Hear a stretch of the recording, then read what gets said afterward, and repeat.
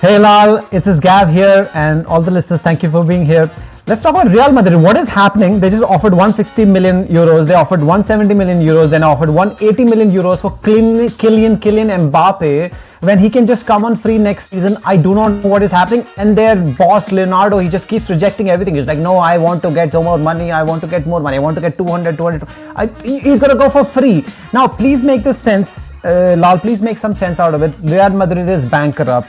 Mbappe loves Real, will be a free transfer next season, yet PSG wants keeps rejecting 180 million in this market, in this COVID market, and right now they did not accept 180 also. How on earth does anyone make any sense of it? I do understand that Real Madrid might be scared that somebody will just snap him for free next season, but this dude wants to be there. I don't think that will happen. So what has happened? Just make some sense of all the drama that's happening.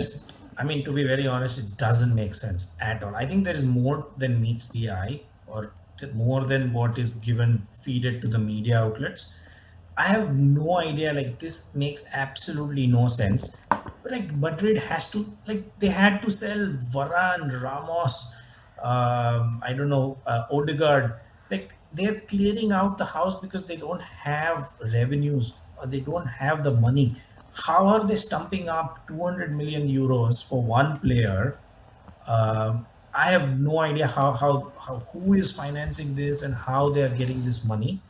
Um, this transfer window has truly been the most mad, crazy. So I will never say never again in my life for any transfer. But if common sense and logic prevail, Mbappe will play stay with PSG, play for 1 year with Messi. And from Mbappe's point of view as well, why doesn't he want? Because PSG has more chance to win a Champions League than Real Madrid.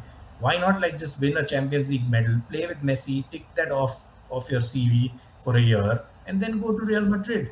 He will be the poster boy. I know, from what I've read is that he wants to be the face of the project. Here there are too many stars, and he's under the shadow of Messi and Neymar, and he wants to be the only star or something like that. Dude, you're 22, you have 10, 15 years of stardom in front of you. So just stay at PSG. Real Madrid, please save $200 million. PSG clearly has more than enough money. They have the whole, I think, is it Saudi Arabia or Qatar, whole economy of a country backing them. So they don't need the money.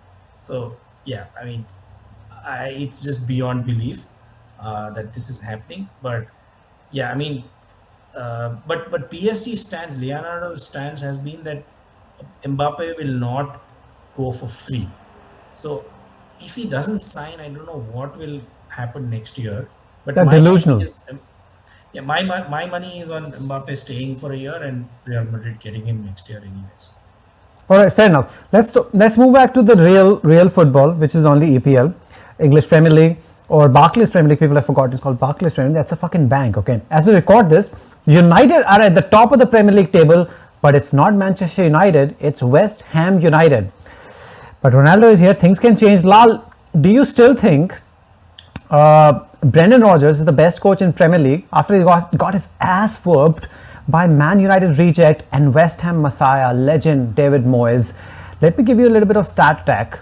This was Rodgers' third straight defeat against Moyes' West Ham. Now, according to me, Rodgers is officially Moyes' bitch. And please don't even try to pin all this on Jose Perez's red card. They were going to lose anyway. They were already behind. They were going to get ass whooped. Okay, I think when you say best coach in the league is best value for money, best ROI, right? Given the resources he has, he gets more than any other coach in the Premier League. So when you say best in absolute, why don't you like David Moyes? David Moyes is the best. Just say it. It's life. Say it. I was not going there. But yeah, okay. There is Three times. I think 3 times with West Ham. But by that logic, you can say that Guardiola is Tuchel's bitch. He defeated him 3 times last season in the same season. Different circumstances, but you get it. But yeah, in the final, I think you will agree that Guardiola defeated himself all 3 times. Whatever. On paper, he's still. But Moyes is good. Moyes is good. No, there's something about Moyes. It's something good. I know. There is something enigmatic. Like he's trying to recreate what he did at Everton, but now at West Ham. He's finally fit the right club, the right project, because I think United was too big for him. Yeah, and then I don't think he Agreed. was ever Always ready. said this. He was, yeah, he was never ready for a job of this scale and magnitude. I think he's found his right fit, and now he's at his comfortable best and getting the best out of the players. But Exactly. yeah, coming to Leicester, I think it's a blip, to be very honest. Like United lost 6-1 to Tottenham last year doesn't mean that they will be shit throughout the whole year. So I think same thing continues, holds true for Leicester as well. I think they'll come back. Rogers will. I think they had some key players also, on and off. I think Madison was not fully fit or something, but I think Leicester will come back, and West Ham is going to have a good season though. I mean, with or without Jesse Lingard, looks like if Yeah. Mikhail Antonio stays fit, West Ham are in for a good season again.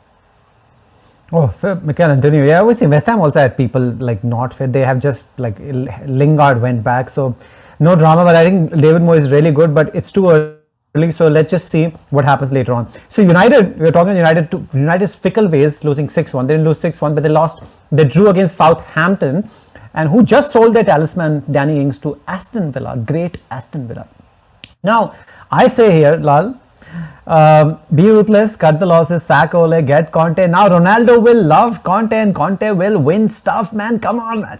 Please do it. Do it. And you I mean, already cast aspersions on Ole in the earlier podcast that he's not going to be able to handle Ronaldo. I was always I've always been in the Ole doubt campaign, not Ole out campaign, because I think he's done enough to like secure one more year of After job at the doubt, it's top. out. Yeah, yeah. I mean, if he doesn't win anything this year, has to be out. Like, I mean, I'll Yeah, be we can't give you a second season of Ronaldo, right? If he doesn't win and if he just doesn't perform, correct, like if he's not the best. correct, Okay, fair enough. correct. Yeah. Okay, are you going to read too much into City's 5-0 thrashing of Norwich, because most people just say Norwich is there just so big teams can score, or they have to sign a number 9? They could not get Kane, they could not get Ronaldo. How are they going to win Premier League and Champions League given that Chelsea is looking ominous? Ronaldo is at United. Um, City is also running out of options. Do you even know there's any option, or is going to be a last minute Erling Haaland scoop of like 190 million pounds at the Yeah, I don't think if of they had, 31st August? yeah, if they were willing to pay so much, they would have gotten Kane anyways for something lesser. Because so I think City have run out of options. City, I don't know if Guardiola like magically pulls some kid for $50 million no one has heard of from Portugal or Spain, and then turns him into this magical like world beating player. Like he's done with many of those guys, But but strikers, everybody's always heard of. You can't hide strikers. yeah, It's always those midfield yeah. defenders and all you can't hear. But if there's a striker, everybody starts talking So, about it. but So I I don't think think there's now anybody. I can't think of anyone. yeah.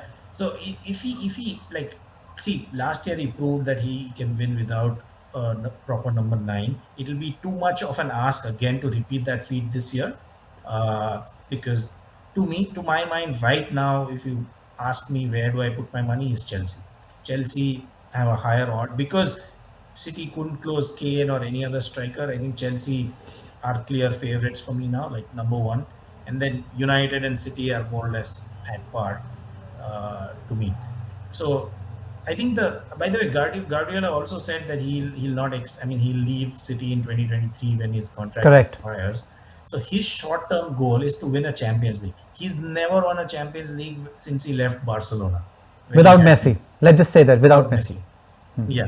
So it is his holy grail. It is City's holy grail. Without a number 9, I don't think they can win Champions League. There is some chance that they can like recreate last year's magic and win Premier League, but there's I don't think that's their goal. Their ambition this year is Champions League, and that won't happen. Fair enough. You already answered my next question, so because that was about who's the favorite, and you already said Chelsea. So let's move on to the next question. Okay, this is a slightly funny one because Ronaldo scored. If you remember, when he came in, he was a sub, and he came and he scored in the last minute. They were 2-2. They were supposed to win 2. I'm talking about his old team now, Juventus. Again, Udinese. Took his shirt off after scoring the goal, showed his washboard abs, got the mandatory yellow card, and then VAR comes in, marginal offside, I just wanted to ask you, like, was this the most embarrassing moment of the week, or is it still Arsenal's performance against Chelsea?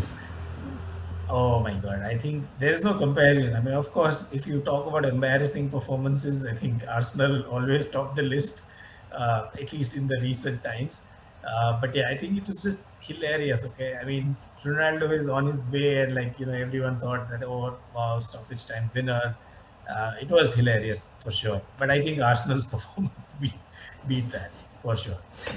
We're talking about Arsenal, so let's continue on this thing. I want to ask you if Aaron Ramsdale is like the luckiest bastard ever, even more lucky than me. I'm Ronaldo's bastard daughter. But both teams he played for last two seasons, Bournemouth and Sheffield United, they got relegated, and Arsenal still paid 30 million, which is way above his market value. Which includes add-ons. Just to be clear, people are like, oh, it was 25 something. Oh, it's just add-ons. I'm saying it on the record, for heaven's sake. Now, Ramsdale is more expensive than England's number one Jordan Pickford, who went for 24.5 million pounds, and World Cup winner and great German goalkeeper Manuel Neuer, who went for 25.7. Now, I'm really hoping Arsenal will buy me also in this January window on a free transfer from Mohan Bagan Z team. It's like this, I can't even be in any other team, because that's the lowest team ever in the history of teams. And to sweeten the deal, because it's Arsenal, I love Arsenal, I'll take a pay cut too, so 100,000 a week and done deal. Like the Italians, spit on the hand and done deal. You can also start Just playing for them. What is happening with these people? I mean, Arsenal's transfer window, I mean, I don't know, like, I don't understand I understand broadly they're trying to get young players, but They're trying to mimic Guardiola, right? Trying to not spend too much and just overall spend too much. It's not I working mean, same way. I don't know what they're trying to achieve with Ramsdale. I don't know, either they're not happy with Leno and not confident that he's their number one, but they sold their other number one to Aston Villa and he's performing well. So I think they're making up for their screw up by selling their own, goalkeeper to Aston Villa. I think Emiliano Martinez, I think was his name. Correct. So I think they're just trying to make up for that and bring in a solid number two. Although from what I've heard is that he's very similar to Dean Henderson, who is very vocal and clearly wants like number one to be the number one. So it's going to be interesting how Arteta manages these two goalkeeper. Like it's a mess at United as well, but yeah, I think it'll happen soon. I think Arteta. I mean, they have more problems everywhere else on the pitch. I don't know why they are diverting their attention and resources to goalkeepers. I can't claim to know inside out of Ramsdale, but whenever I watched Ramsdale, he just always made mistakes and he looked very ordinary, and definitely he's not like Dean Henderson. Whoever said that, they just got their head up their asses. Okay, Anthony Martial at Manchester United or Timo Werner at Chelsea, who is worse? Now, my 2 cents is Chelsea addressed their Achilles heel with lethal Lukaku. Someone Solskjaer sold 2 seasons ago. United are stuck with deadbeat Martial. Now, who is worse? His transfer market that website says he's 40 million worth. I don't know how he's. Just take 20 million. I'll help back. Please go. Who is worse? Okay. 6 years he's been there. 6 years. I checked. I thought it was 5. I realized it's 6. My goodness, 6 years this guy has been here. And hence, by the way, speaking of deadbeats, there are so many of them at United right now in the current squad that it's very difficult. Like, I don't know why United. It's once you come to United, you're on Marta and Matic tweeted, says like, stop talking shit about us. Yeah, I'm gonna get stick. Even Fred.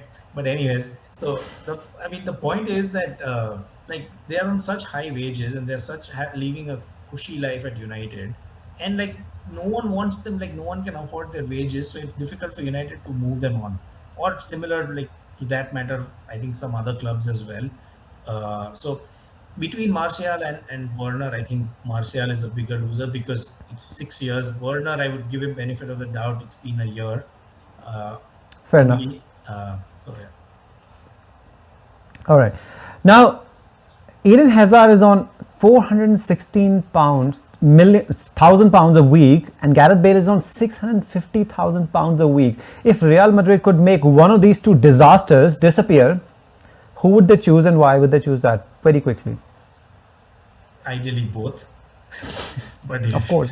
and save £1 million a week. My God, that's just insane. That's More than, by the way, more than 1.1 million pounds a week. yeah, that's like £50 million or 70 million or 60 million euros It's around 60 savings. million, around close to 60 million, like for doing nothing. This is just incredible, right? Incredible. But if you have to pick one, who will you pick? Yeah. Okay, if I don't look at just the numbers, I mean the salary and all that, I would keep Bale and move away Hazard. But if I take their expenses into account, then I would keep Hazard and move away Bale, because there is something salvageable for Hazard. Like, he's younger. I mean, not by much, but at least, and then the sample size is smaller as compared to Bale. But Bale, I think, has started off well. He's had an assist, a goal. So who knows? I mean, ideally, I want both of them off Madrid's books. But in the short term, I think if they can move Hazard away, it will be great. At least Bale will score, 15, 20 goals. Finally, his career is living up to his last name, Hazard. All right, so that brings us to the last question of this podcast. I hope you have thought of something. I've already gave you this question earlier. So Mikel Antonio, which you referred to earlier, celebrated becoming West Ham's all-time goal scorer, which was just only 49 goals apparently. Top scorers. Now he's got 50, 51 or something. Now dancing and kissing his life-size cardboard cutout, which you will see in this podcast, after scoring a goal against Leicester. Now, what is the most ridiculous thing you've done in your life, or you've seen somebody else do? Because sometimes you're like, oh, I've just not done anything, so I'll just tell somebody else's story. You'll make up something, tell the audience something ridiculous that you've done, something that matches Mikel Antonio dancing with his cardboard cutout and kissing and making out and then throwing it away. Like, feminists must have seen this, like, no, I don't Okay, like I this. think when I saw this, or when, like, thinking about this, somehow the first thing that came to mind was Saurav Ganguly on Lord's balcony on his hairy chest, waving the T-shirt after winning that Zero National League packs. final. Zero packs, typical like middle-aged Indian uncle chest, like hairy and with those gold chains, and like all the people down below the balcony were sipping champagne and strawberry in their coats and suits, and they were like, "What the fuck is happening?" But yeah, that to me, when you say the most ridiculous thing, like in sports, that people have done after winning or celebrating, that somehow just tops all lists, and that just comes to my mind. All right, fair enough. You did not reveal anything about yourself, which we expected, but don't worry, we'll catch you next time. So thank you for watching, and thank you for your time, Lal, double agent Jose Right. Mendes, and I am still the bastard daughter of Ronaldo. We are all very happy, regardless whatever podcast will be. We'll always end it with we love Ronaldo and how much we're looking forward to every match, every shoelace that he ties in for the next at least 2 years. And take care. Enjoy this week's EPL and every other league that if you still watch, who cares anyway. But yeah, take care. Bye bye now. Bye.